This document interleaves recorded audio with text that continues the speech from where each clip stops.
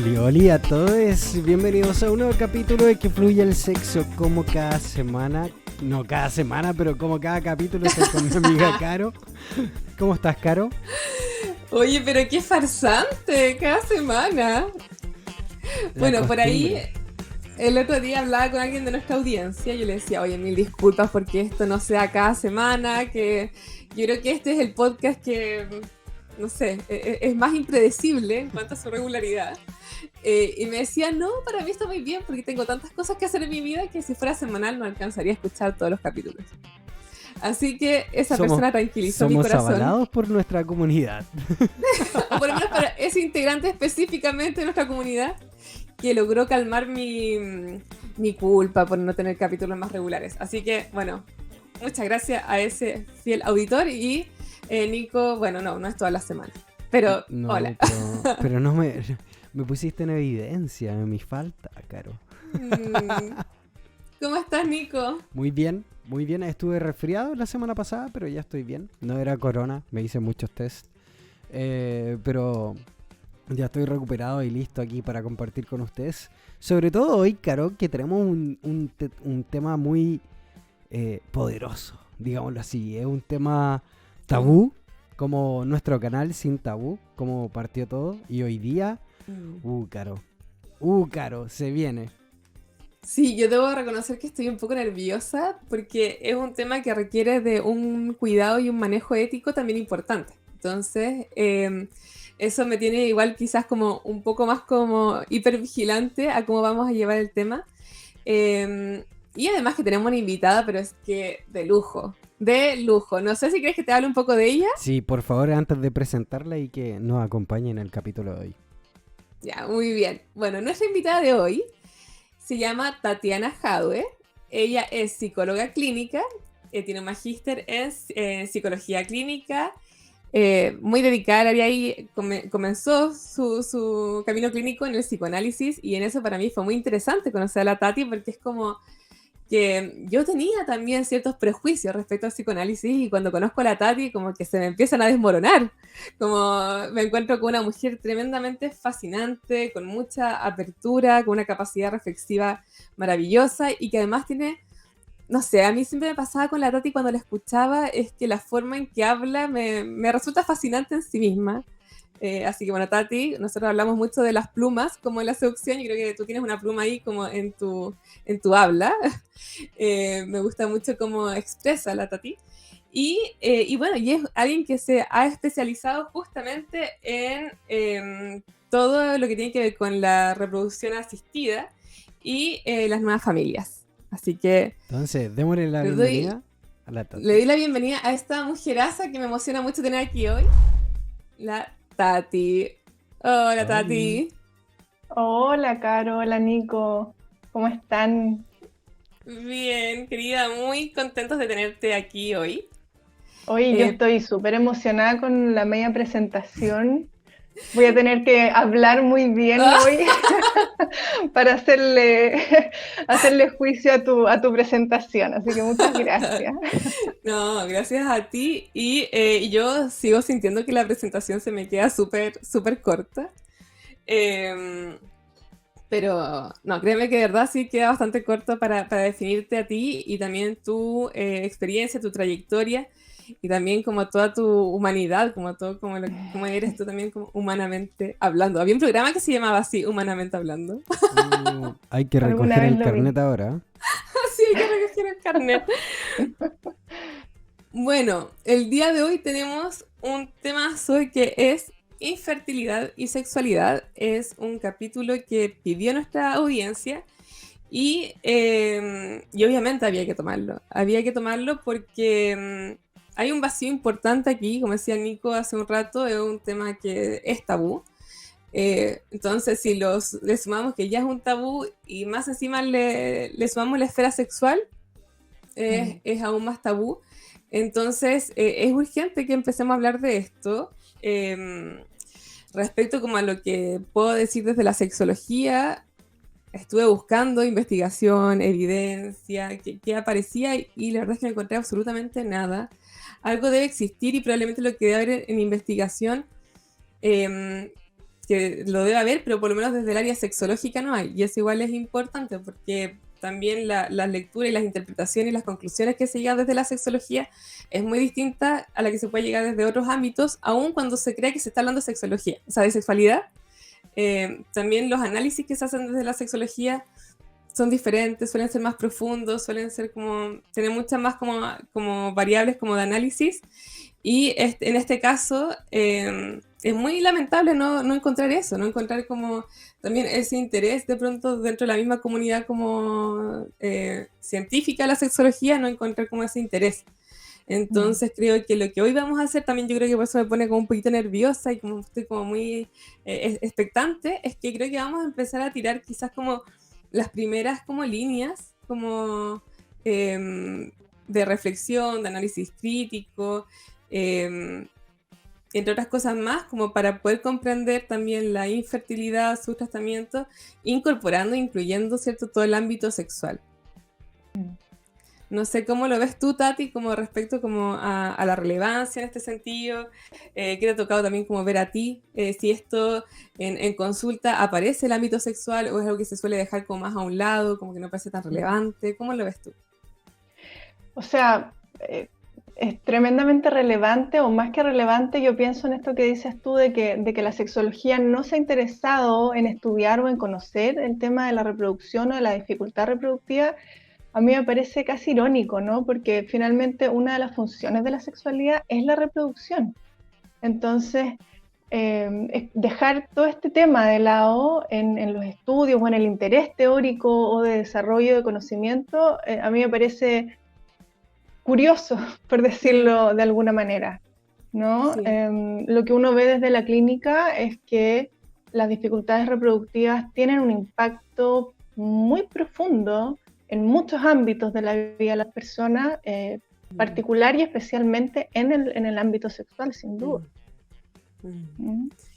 Y creo que quizás parte de cómo se puede explicar eso que tú dices, cómo puede ser si también dentro de las como funciones que le damos, ¿cierto?, al ámbito sexual es la reproducción, que pasa que la sexología o las reflexiones quizás también como dentro no solamente como de la sexología como disciplina, sino que también dentro del mismo entorno, ¿qué pasa? Que se le quita el ámbito sexual a esto, si bien estamos hablando de reproducción, claro, y yo creo que aquí aparecen quizás como estas ideas como más como, no sé si llamarlas como conservadoras, pero que la reproducción tiene que ser en determinado formato y de determinada manera y debería ser así.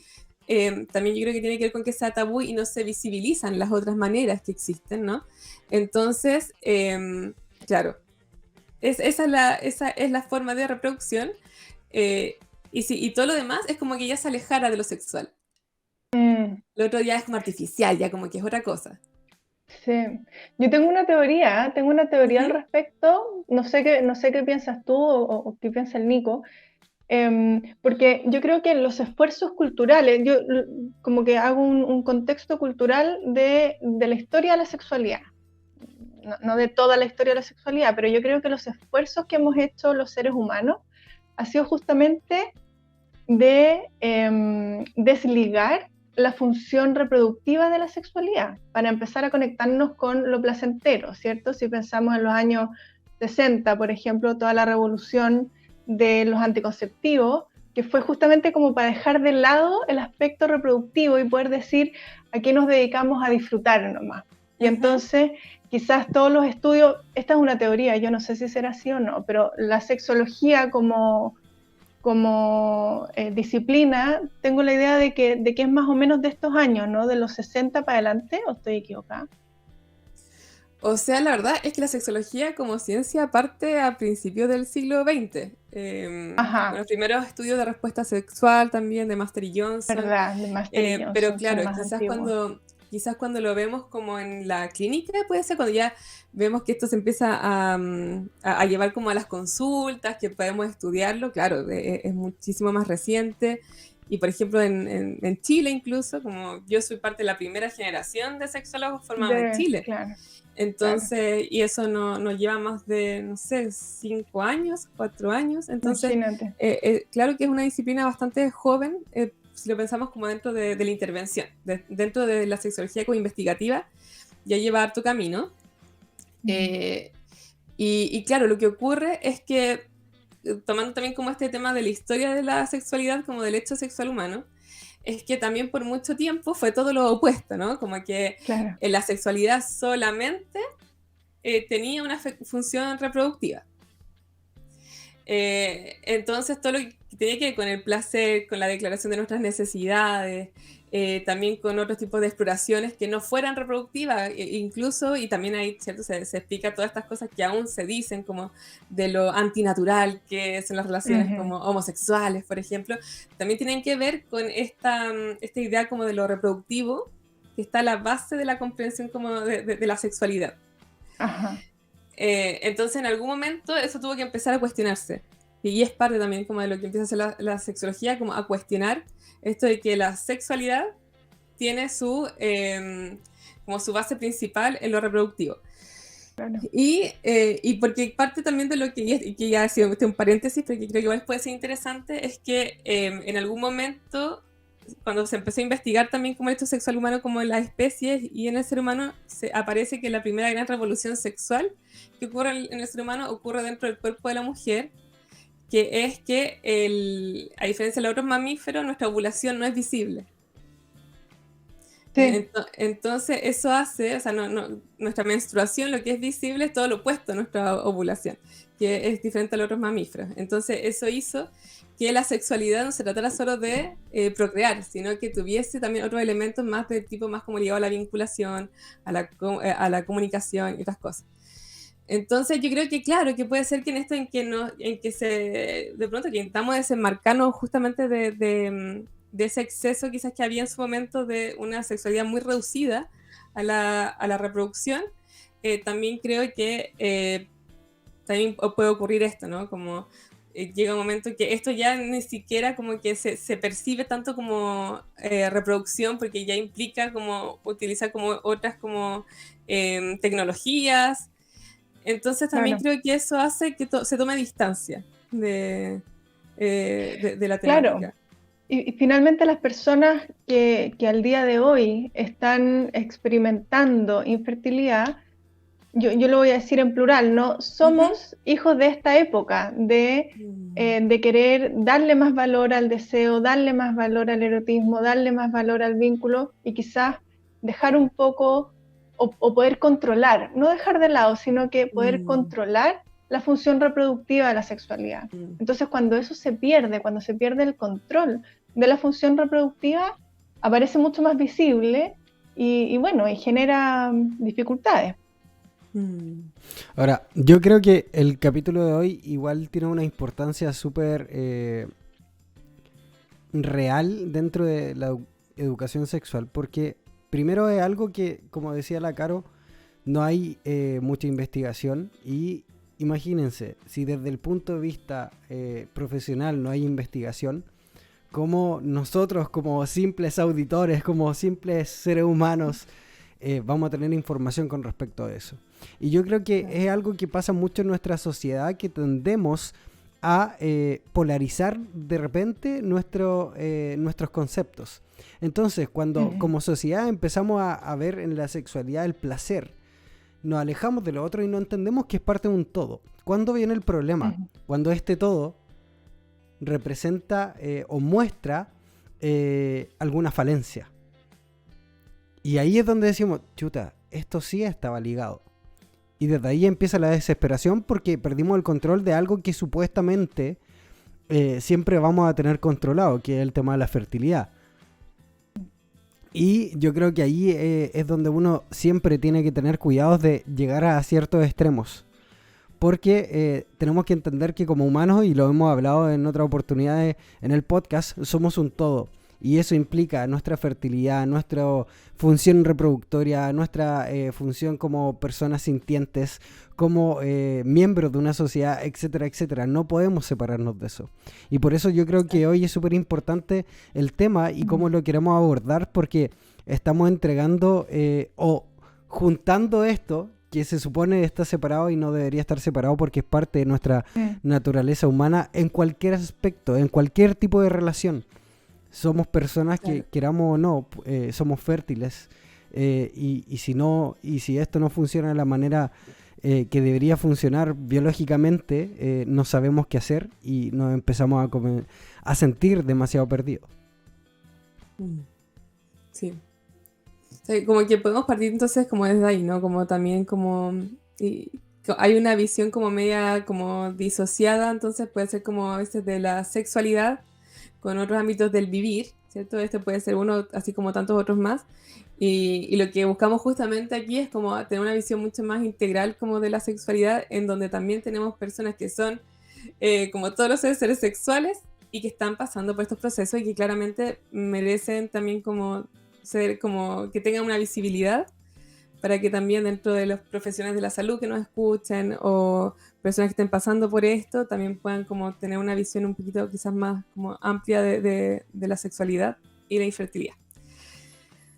Bueno, entonces comencemos. Lo que hemos pensado con Tati, ¿cierto? Y Nico para este capítulo es enfocarnos principalmente en dos ámbitos, ¿cierto? Que es el diagnóstico y el tratamiento. Cómo en ambos momentos hay una vivencia, ¿cierto? Muy, muy particular que va impactando a la sexualidad de distinta manera.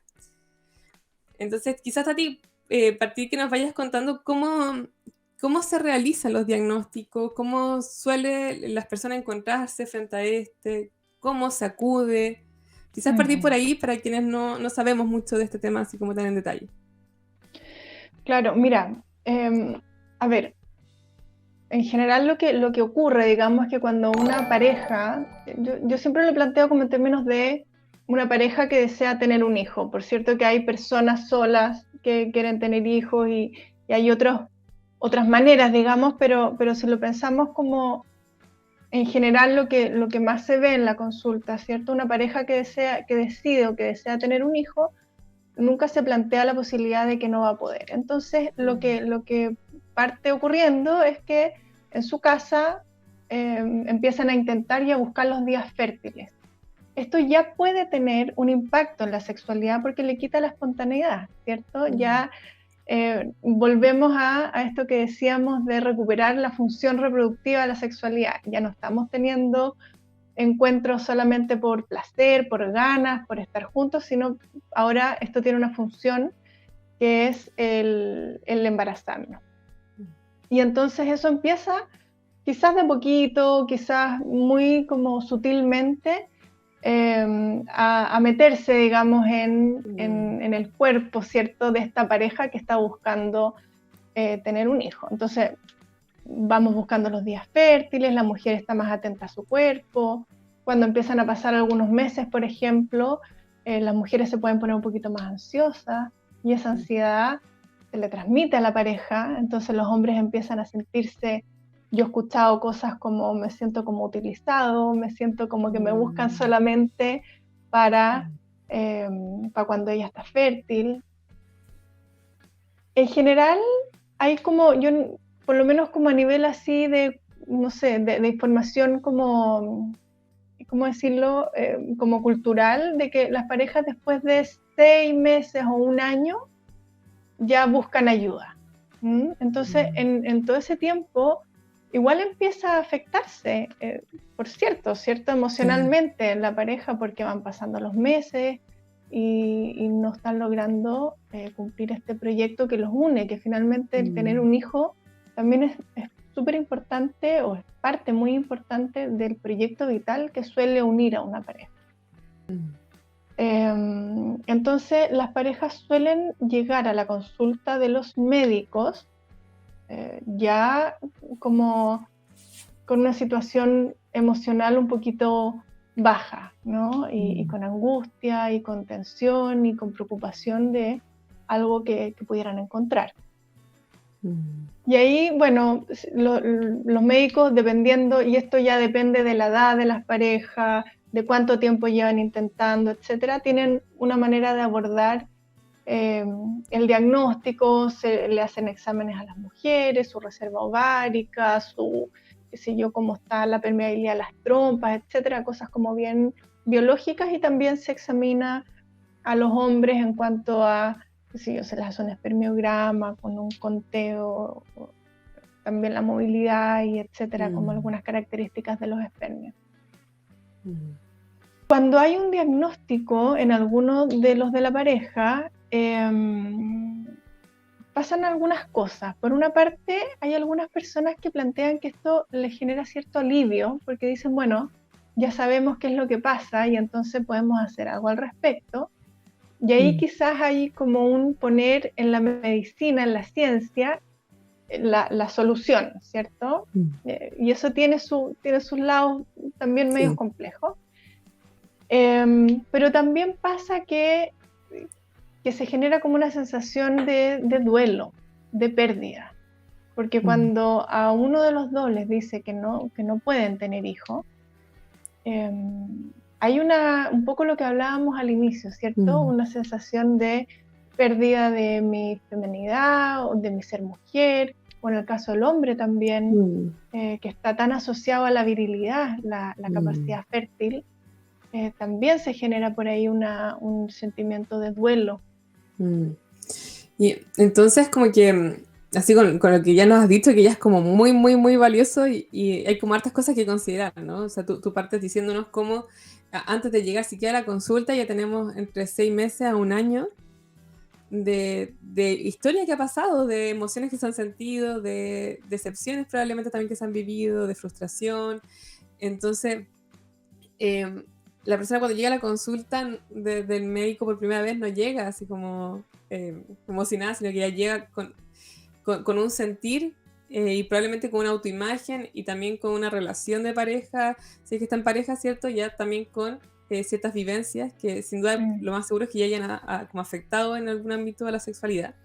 Y lo otro que también nos mencionabas, que también me parece súper interesante y que yo no lo había considerado también como cuando se está como inicialmente en como entre comillas ponerse en campaña, ¿cierto? Entonces vamos viendo como las fechas fértiles, empieza a aparecer quizás como el primer formato en este aspecto del rendimiento también, como la ansiedad de rendir y que esto nos tiene que dar un resultado, que en el podcast es algo que hablamos mucho, porque la ansiedad de rendimiento también es algo que está muy asociado a la sexualidad en nuestra cultura, que el sexo tiene que lograr cosas, tiene que darnos orgasmos, tiene que darnos tal y tales cosas, tiene que darnos cantidad, frecuencia, entonces eso genera un nivel de ansiedad que de hecho dificulta el placer, la respuesta sexual muchas veces, que incluso puede llegar a generar disfunciones sexuales. Entonces eso ya como que la ansiedad de rendimiento en base como a la sexualidad ya la tenemos como bastante incorporada culturalmente y hay que entrar como a cuestionarla para empezar a soltarla y no creerle tanto, pero ahora, considerando que probablemente son personas que ya vienen con esa ansiedad de rendimiento asociada a los sexuales de antes, ahora además le ponemos la variable, ¿cierto?, reproductiva y ver que esto no está consiguiendo como los resultados que se espera. Entonces, pienso también en cómo esto hace que no solamente que genera como en la vivencia sexual en sí misma, sino como en la historia que yo me voy contando a mí misma como de qué es la sexualidad para mí en la vida, así como... Entonces, qué importante es también saber eso, como que a veces podemos pensar que es muy inocente, ¿cierto?, esto de estar comiendo las fechas fértiles, pero claro, si dentro de todo esto también quizás no hay un cultivo, quizás como de la intimidad, de la complicidad, también de otros espacios de construcción como erótica, de complicidad, que lo que sea, como empezamos como a deserotizar desde ahí ya como la vivencia de pronto sexual. Claro que sí. Y eso lamentablemente se va solo agravando cuando empieza a intervenir la medicina, ¿no? Porque yo siempre le digo a mis pacientes, yo trabajé harto rato en una unidad de medicina reproductiva, entonces me tocó trabajar y atender a muchas personas que estaban, digamos, atravesando estos temas. Y yo siempre le digo a mis pacientes, bueno, porque generalmente cuando llegan, sobre todo en el diagnóstico, llegan como bien maltrechos y malheridos, llegan muy adoloridos, porque han tenido esta entrevista con el doctor y empezaron a hacerse las ecografías y toda esta invasión al cuerpo, ¿cierto? Y a la intimidad.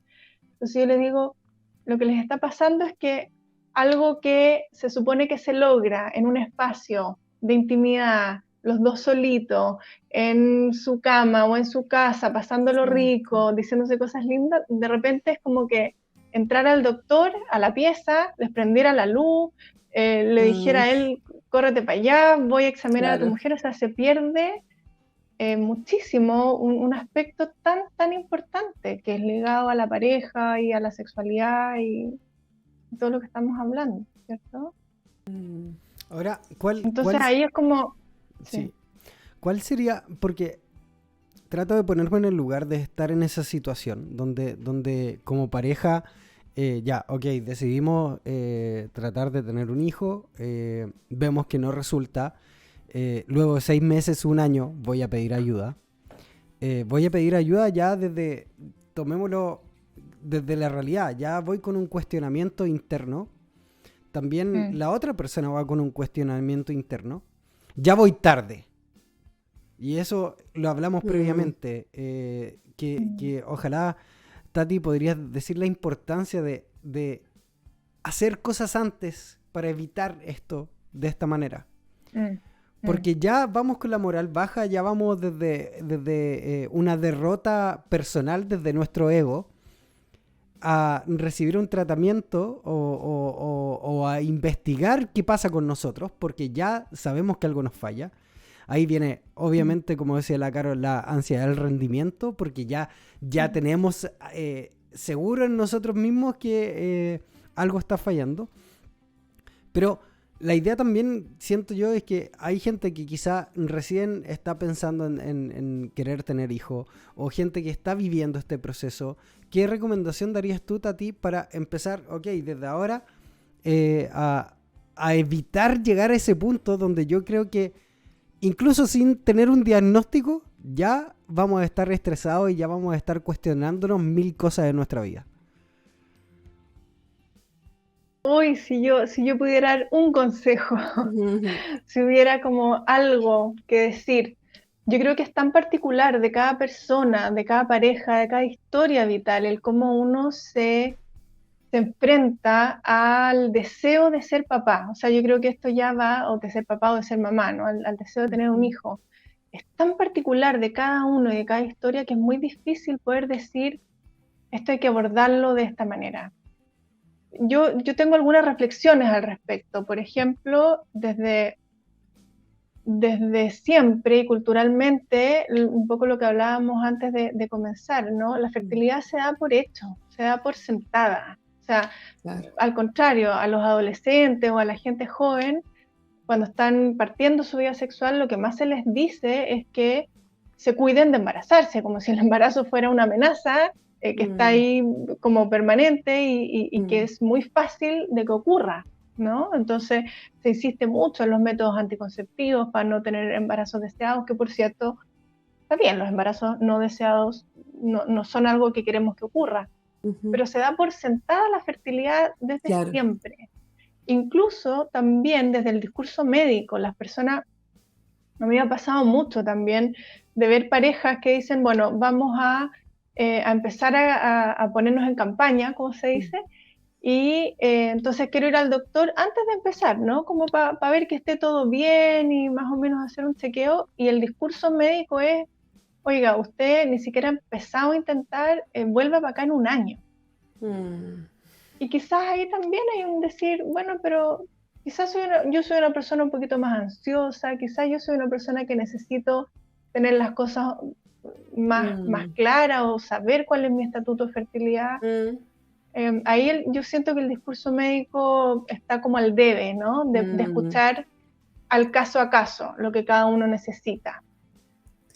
Claro, y sabiendo que esas claridades también te pueden dar mucha tranquilidad o mayores certezas a la hora de empezar ponerse en campaña. Claro que sí. Y, cada uno necesita cosas distintas. Creo que tomando esta como también pregunta del Nico, como que se puede hacer como en la previa, ¿no? Como al llegar a la consulta, yo creo que esto es como, yo creo que lo que estamos haciendo hoy es muy importante y que se reproduzca en otros espacios, como el hablarlo como justamente para no darlo por sentado, para no sentir que hay algo mal con nosotros, con nosotras, ¿no? Como cuando vivimos este tipo de situaciones, porque eso es la impresión que tienen muchas veces las personas cuando reciben el diagnóstico, que ¿por qué si hay gente que se le hace tan fácil, que ni siquiera quieren quedar embarazados y quedan embarazados como si nada?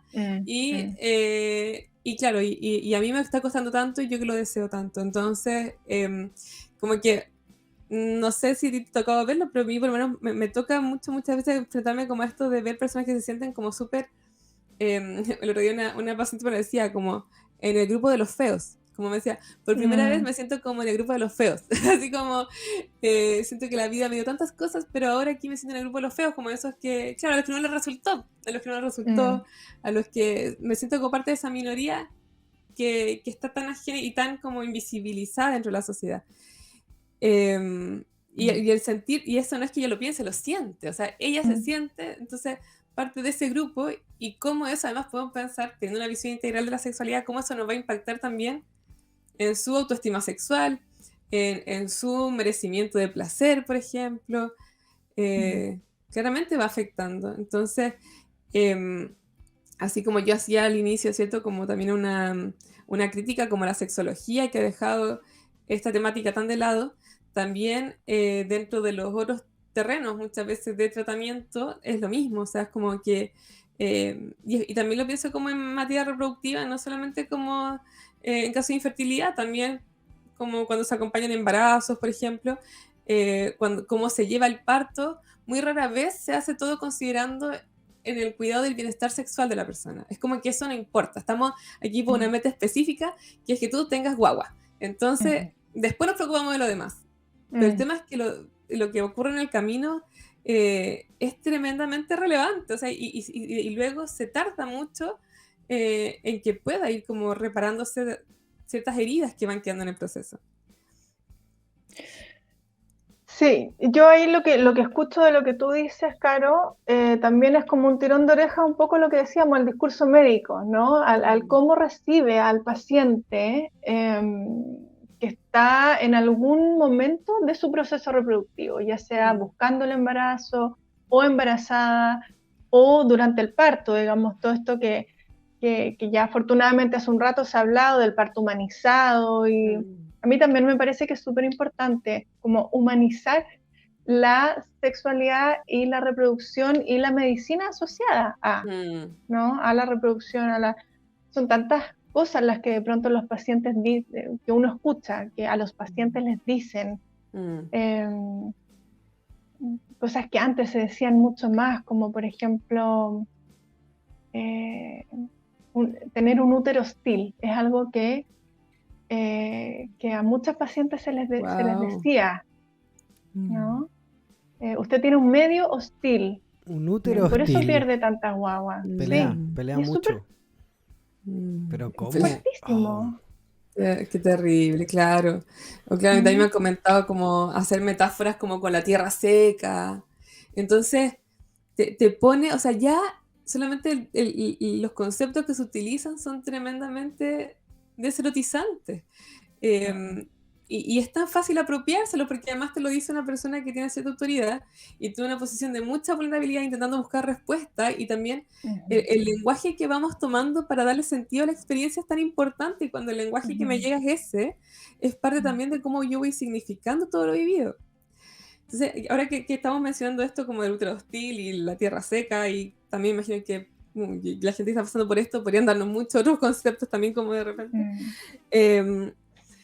Quizá detenernos como un poquito en reflexionar cómo este diagnóstico también viene como a interpelarnos como en las construcciones que tenemos sobre lo que nos hace sexual a mujeres y a hombres, ¿no? Como esto de que la mujer, y tiene que ver nuevamente con lo que hablamos al principio, como la sexualidad se ha entendido mucho también por mucho tiempo desde lo reproductivo y desde este tipo de reproducción, como que todo es muy fácil, que se da por sentado, es que la imagen de la mujer sexual es una mujer joven, fértil, y por eso también hay tan pocos estudios también como en geriatría y sexualidad como pacientes geriátricos, personas de tercera edad, o mujeres embarazadas, en el climaterio, como que, porque también tenemos como insertada esa idea de que la mujer fértil, esta mujer joven, y esta es la que erotizamos, esta es la que mostramos en los medios de comunicación, esta es la que ponemos como la chica sexy en las películas, ¿no?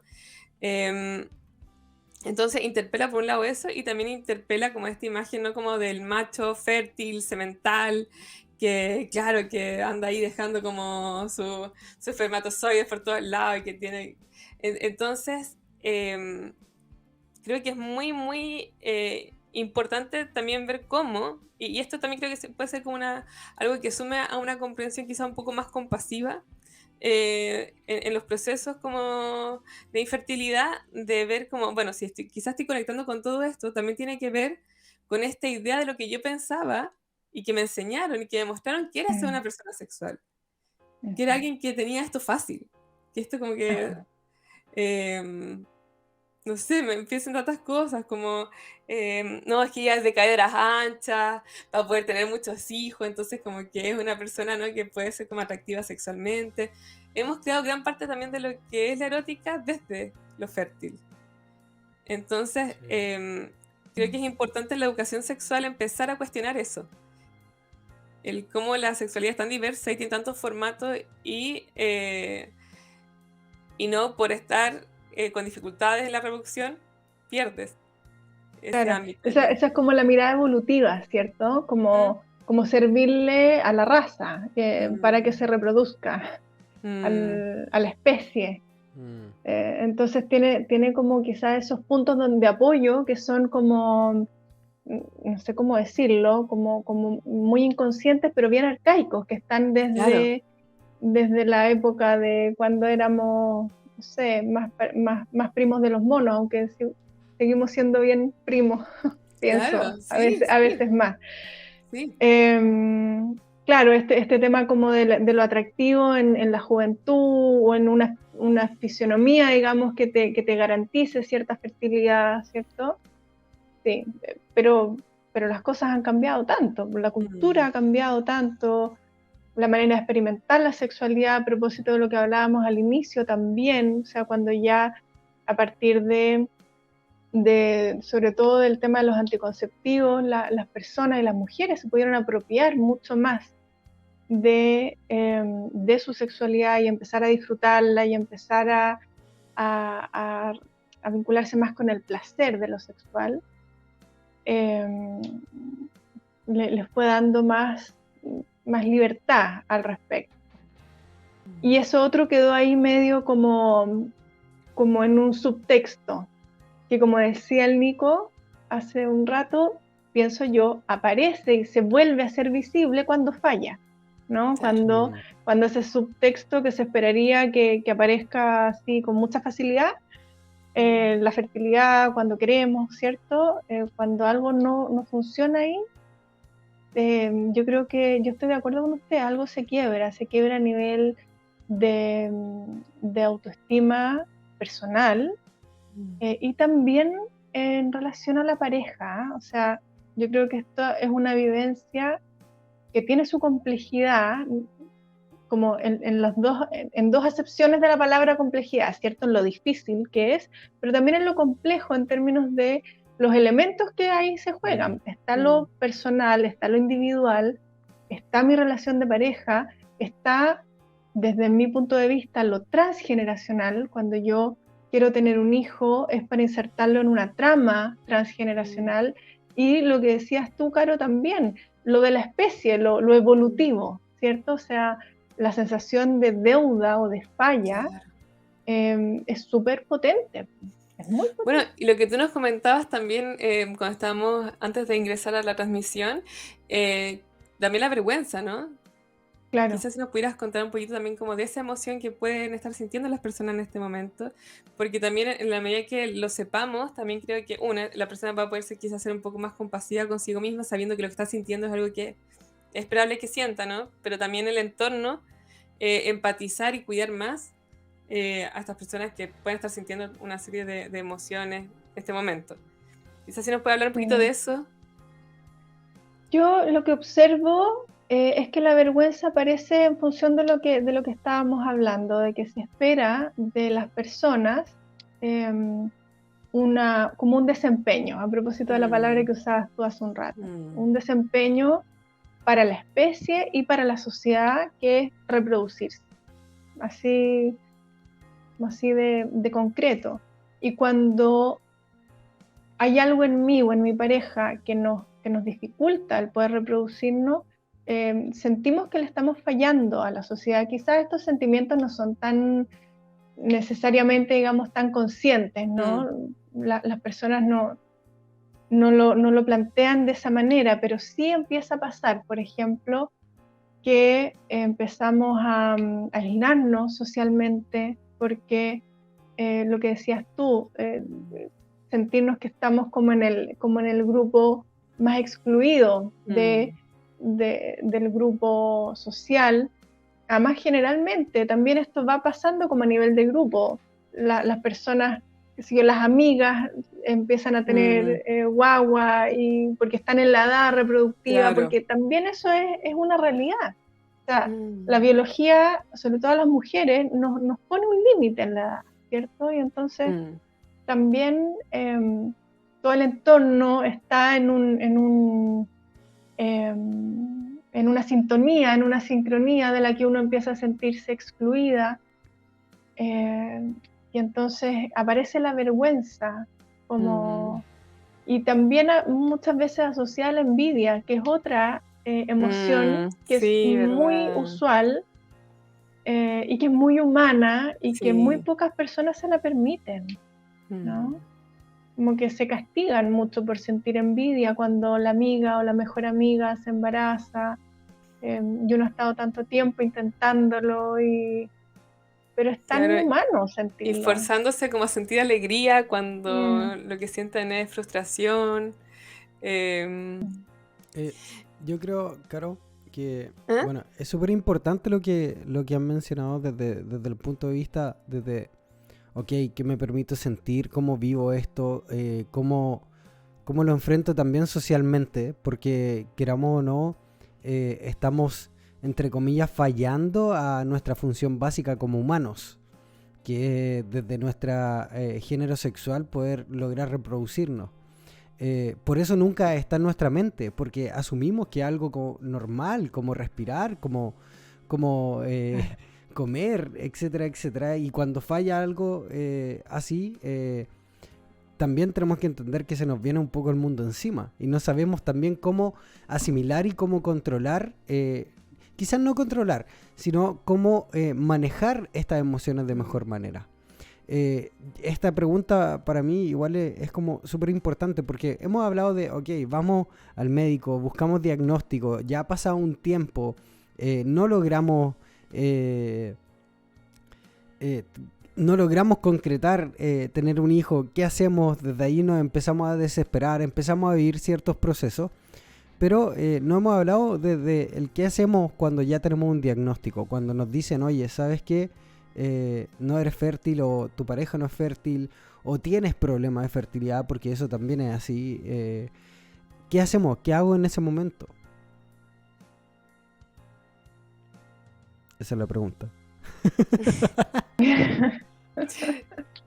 ¿Tú preguntas como en relación como al tratamiento de fertilidad, como respecto a la sexualidad? ¿Qué hago? Desde yo creo que va en ambas partes, porque afecta a los dos, queramos o no, afecta ambos puntos de vista. Pero ¿qué hago cuando ya tengo un diagnóstico y tengo que empezar un tratamiento? ¿Cómo lo enfrento? Desde lo sexual y obviamente desde el tratamiento como tal, porque queramos o no, afecta a las dos partes.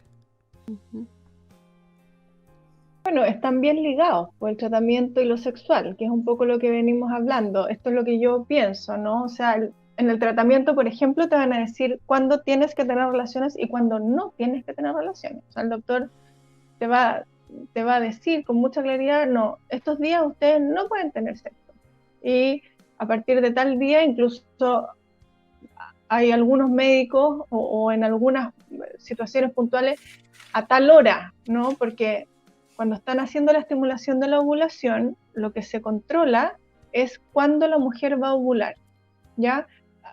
Hagamos como un pequeño paréntesis como para más o menos explicar los tipos Sí. de abordaje médicos para el tema de la fertilidad. Están los tratamientos de baja complejidad y los tratamientos de alta complejidad. Lo que se suele hacer, y esto depende mucho también del contexto, de la edad de las personas, del contexto de salud, de que si hay o no un diagnóstico, pero más o menos así como lo primero que se hace es que se hace una estimulación de la ovulación, un seguimiento para poder saber cuándo es el periodo fértil. Primero es el seguimiento, antes de la estimulación. Se puede hacer un ciclo de solo seguimiento en donde la mujer va a ecografía cada ciertos días para ir viendo cómo va creciendo el folículo y cuándo se va a ovular. Entonces ahí el doctor los manda a hacer las tareas. Esa es como entre tal día y tal día, ya. Esa es una primera aproximación. Cuando después de varios intentos, vayan imaginando ustedes, una pareja que quiere ser papá, llevamos varios intentos, eso significa varios meses de estimulación, de seguimiento, se pasa a la siguiente etapa que es la estimulación. Entonces ahora, además de hacer el seguimiento ecográfico, a la mujer se le empiezan a dar hormonas para ir estimulando el crecimiento de un folículo y cuando ya el folículo alcanza el tamaño necesario para poder ser ovulado, se le da una hormona para que pueda, una pastillita, digamos, para que lo ovule en tantas horas más. Entonces ahí el doctor les dice, ok, ustedes vayan a tener relaciones, estamos, no sé, hoy día es lunes, ya, el martes desde las 11 de la noche. Así de preciso. O sea, el doctor está sentado en la orilla de la cama de la pareja, digamos. Es una presencia muy fuerte la del médico. Otras veces les dan más o menos un rango, ¿cierto? Como a partir de tal día, tal hora, empiezan a tener relaciones sexuales por más o menos 2 o 3 días. Y después ya comienzan, si eso no funciona, o sea, ya llevamos algunos meses de ecografía, después otros meses con estimulación. Si eso no funciona, se hacen inseminaciones. ¿Y eso qué significa? Que se estimula hormonalmente a la mujer con las implicancias que eso tiene. La mujer tiene una respuesta también emocional a la estimulación hormonal. Y el hombre tiene que, cuando ya el folículo ha madurado y se va a hacer el procedimiento, el hombre tiene que hacer una muestra de semen para que se introduzca en el procedimiento, digamos, a través de una cánula. El médico introduce el semen de la pareja en el útero o en el cuello uterino de la mujer. Entonces eso ya implica otro estrés, porque el hombre a través de una masturbación tiene que generar una muestra de semen. Y aunque muchas veces la masturbación es una práctica muy habitual, muy placentera, muy presente en la vida de los hombres, cuando es, no sé, en el baño de una clínica, ordenado con una orden médica, suele ser muy difícil. Hay algunos hombres que incluso no logran sacar una muestra en el momento preciso. Sí, yo recuerdo alguna vez un hombre que me contaba que él después de eso nunca más se volvió a masturbar. O sea, fue tanto el nivel de estrés que sintió, tanto el nivel de deserotización de la experiencia, que, o sea, a ese nivel puede venir como a dañar luego la relación que tengo con mi sexualidad, con mi cuerpo y también ya pienso lo que es cuando también tenemos una idea, ¿no?, de lo sexual también tremendamente coitocéntrico y como que ese es otro gran tema, ¿no? Entonces cuando también pasamos a una forma, ¿no?, de reproducción asistida en que se introduce, ¿no?, como este espermatozoide de otra manera, también creo que vuelve a tocar estos lugares que ya vienen resentidos de algo anda mal Mm, conmigo mismo, no soy suficiente, mm, ya, pero por lo menos a ver si que estimulando todo esto, lo estimulamos a ver si con eso ya funciona, porque lo otro está funcionando mm. bien, ¿no? Y luego, claro, entonces ahora lo vamos a llevar a este otro nivel en que con este otro procedimiento, entonces creo que también, claro, imagino lo que va generando también ir pasando de etapa en etapa, ¿no? Como de este tratamiento y cómo eso va afectando la visión que tenemos de la propia sexualidad. Claro que sí. Es súper importante lo que dices del estrés en los hombres también, a propósito del rendimiento y eso, ¿Mm? porque es bien habitual que ya en las etapas previas, incluso cuando la pareja les empieza a decir, oye, hoy nos toca, porque no les hablé de los test de ovulación, que no sé si los conocen, pero los venden en las farmacias, son como test de ¿Mm? embarazo Ujú. que a través de la orina se mide una hormona que es la LH, que es la que va como regulando todo el proceso de la ovulación. Entonces, cuando tiene el pic de LH, se supone que es cuando la mujer está ovulando. Y muchas veces las parejas cuando están intentando solos en la casa se compran estos test, Mm. ¿no? Y llega y claro, y la mujer va como con el test en la mano y le dice, hoy nos toca, y los hombres lo viven casi como tenemos que hablar. Ese Mm. es como el nivel de estrés que genera, Mm. ¿no? No sé si me doy a entender cuando les hablo de Sí, esta Sí, frase sí, del clarísimo. tenemos que hablar, es sí. como que a uno se le aprieta la guata y dice, chuta, ¿de qué vamos a hablar? Bueno, el hoy nos toca es parecido. Y Mm. eso puede ir generando en el hombre este estrés asociado al que le toque, ¿no? Claro. Y ya en unos como con un par de experiencias asociadas con ese estrés, puede ir generando lo que dices tú, Caro, o lo que le pasó a Mm. tu paciente. Mm. Puede incluso desembocar en una disfunción sexual, en una Mm. disfunción Sí. eréctil, y todo va como, finalmente se puede producir un círculo vicioso bien complejo. Mm. ¿Qué es lo que yo creo que ayuda? Porque siento que estamos hablando de puras cosas como muy Sí. difíciles, ¿no? Pero Ujú. pensar también en lo que ayuda.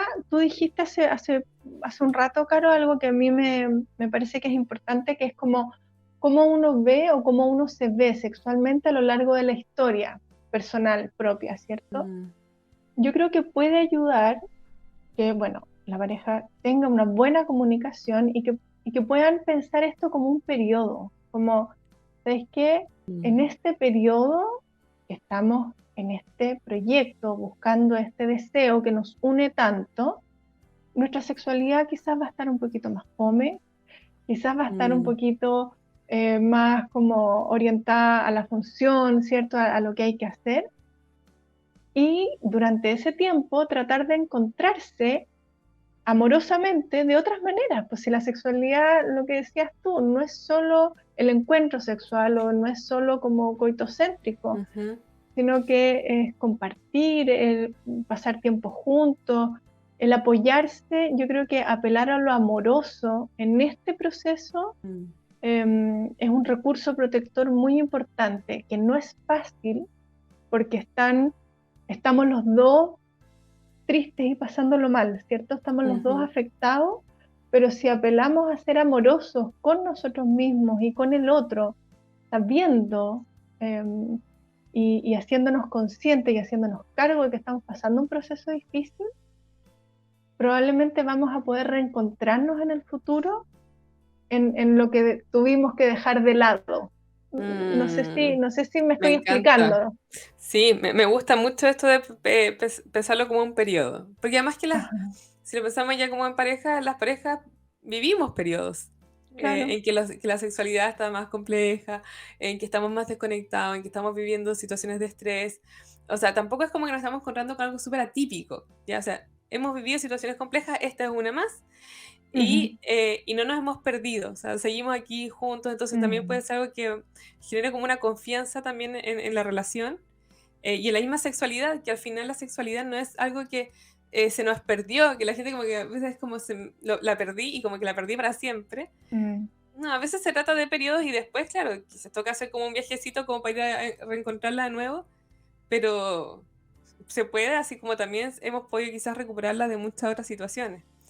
Y ahí también pensar en todo el ámbito de la erótica, ¿cierto? Y de la sexualidad y del placer, que no está directamente vinculado, ¿no? como al coito en sí mismo, y que incluso no está ni siquiera condicionado como a una situación como específica, como puede ser, como le hemos hablado en otros capítulos aquí, los motivadores no sexuales. O sea, también como hay cosas que generan interés sexual, cómo hacen que me resulte atractivo el encuentro sexual, y que no son necesariamente aspectos como ligados como tanto como a estímulos sexuales, sino que puede ser al cuidado, a la ternura, quizás como a cierto, no sé, hicimos algo hoy día, nos rimos mucho, y también como esto también funciona como un motivador.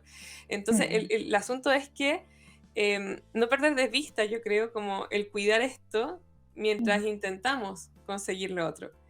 Y esto corre tanto para este momento complejo del vivir, como también como corresponder a muchos otros momentos complejos del vivir, en donde como que la sugerencia es la misma. Como no perder de vista aquello que me motiva a estar contigo y que me motiva a encontrarme sexualmente contigo. Y quizás no va a estar esta espontaneidad, como tú decías, pero sí podemos trabajar mucho en el interés sexual, desde otros lugares que no sean solamente los reproductivos.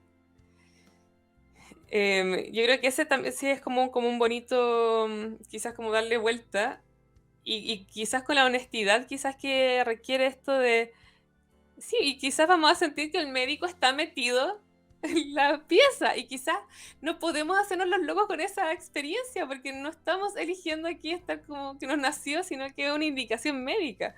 En lugar de luchar con eso y hacer como que no nos pasa. Quizás a veces mucho más liberador, lo vamos a hacer y todo sabiendo que tenemos esta sensación, pero no nos hacemos los locos con eso. Sí, yo estoy muy de acuerdo con eso, y yo creo que es lo que se puede tomar como recurso de esta experiencia, ¿cierto? O sea, el hacernos los locos sería algo así como, hoy día me toca ecografía, entonces ya mi pareja está trabajando, yo voy corriendo al doctor, me hago la eco, el doctor me da las indicaciones, y yo en la casa le cuento más o menos a mi pareja de qué se trató la cuestión. Y el no hacernos los locos o el incorporar es decir, oye, hoy día me toca ecografía, acompáñame, vamos los dos, pasemos a tomar un desayunito rico después, o sea, humanicemos nosotros la experiencia, ¿no? Claro. Anda tú también para que tú le puedas preguntar al doctor las preguntas que me haces a mí cuando yo llego, porque finalmente la mujer va a la consulta y después el doctor, el marido le dice, pero ¿por qué no le preguntaste esto? ¿Pero por qué no le preguntaste esto otro? Y las mujeres se sienten ahí como, bueno, no sé, no se me ocurrió. Esto es algo de los dos. Tomémoslo los dos, tómenlo los dos, y vuélvanlo una experiencia más amorosa de lo que por naturaleza es. Estas son experiencias por naturaleza más frías, ¿no? Sí. Qué lindo de verdad lo que dices, Tati, porque, bueno, ya se nos está acabando el tiempo, pero quería como hacer una pequeña reflexión antes, porque de verdad a veces muchas experiencias de las que tenemos en la vida, nosotros somos muy fanáticos de dramatizarlas. Y quizás, obviamente es por nuestros miedos, por las situaciones que vivimos, etcétera, etcétera. Pero es súper lindo tratar, y es un consejo de vida en general con estos temas y con cualquier complejidad que podamos vivir, cambiar la perspectiva, tratar de darle una vuelta para quizás vamos a seguir en tensión, porque son situaciones que nos van a poner tenso igual. Pero cuando lo vemos desde otro prisma, desde otra perspectiva, siempre nos va a ayudar a que ese periodo pase de una forma menos traumática o menos tensa para nosotros. Y sobre todo si estamos en una situación así, que la podemos vivir en pareja, es súper rico que ambas personas tomen otra perspectiva y empiezan al final a cambiar como la visión que tenemos de la situación. Que lo hemos hablado en otros aspectos de nuestra vida cotidiana sexual, donde cambiar la perspectiva nos puede llevar a incluso tener mayor placer o disfrutar más de un momento. Y que ustedes lo mencionen de esta forma, yo creo que es súper valioso para ver cómo enfrentamos no solo esta situación, sino que varias situaciones con respecto a nuestra vida y cosas que nos pueden ir pasando. Porque nadie está libre de nada y al final, Ujú. por eso también creo que en el podcast siempre estamos hablando sobre estos temas. Sí, sí, Sí, una manera que a mí me gusta de decir lo que tú acabas de decir, Nico, es como tomar algo que podría ser traumático, que nos va a marcar, sin duda, y convertirlo en un acontecimiento, ¿no? Que también es algo que nos marca, pero que no necesariamente de una manera traumática, sino que nos puede transformar. Ay, que me Sí. encanta. Qué bonito, Tati. Me Sí, gustó. es bonito Y, pensarlo así. y además que lo interesante es que queda como factor protector después para la relación. O sea, Mm. también Mm, lo que se hizo y las perspectivas que tomamos, también a futuro, son memorias que pueden ser muy es positivas cierto. Sí. para nutrir el vínculo. Entonces, hay algo ahí, hay una, siento como una oportunidad interesante, pero que claro, que también es trabajo llegar a ello. O sea, ¿cierto? También de repente hay que pasar por otros lugares antes de llegar como a esta resignificación, a tener como estas otras perspectivas, a pasar de lo traumático al acontecimiento. Igual es un Mm. viaje, ¿no? Como es igual. Que también se puede hacer acompañado, pues, Caro. Sí, yo Mm, creo que por algo también existimos profesionales que nos dedicamos a estos temas, porque mm, mm, no siempre se puede solo, ¿cierto? claro. Y pedir ayuda, bueno, es también una posibilidad, un recurso. Cada vez Mm, afortunadamente habemos más gente que nos dedicamos a estos temas y acompañar a las personas y a las parejas en sus decisiones, en sus caminos.